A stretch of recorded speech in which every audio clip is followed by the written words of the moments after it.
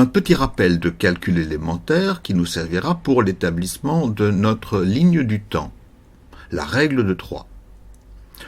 Dans le dessin de notre ligne du temps, nous choisissons une échelle. Imaginons que nous ayons choisi l'échelle qui dit que pour 180 années, on dessine un trait ou un rectangle d'une dimension de 1 cm. L'échelle est donc de 180 années par centimètre.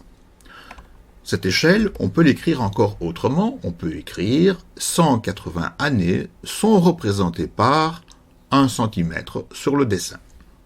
Imaginons maintenant que nous voulions connaître la dimension à donner à une ligne ou à un rectangle qui représenterait un autre nombre d'années que 180. Que faut-il faire? Dans la règle de 3, on passe toujours par une année.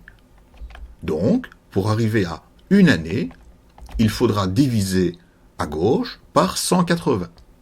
Et si l'on divise à gauche par 180, il faut diviser à droite par 180 également. Conclusion, une année est représentée par 1 cm divisé par 180. Et si maintenant nous souhaitons connaître la longueur d'un trait ou d'un rectangle qui représentera 225 années, le calcul est simple.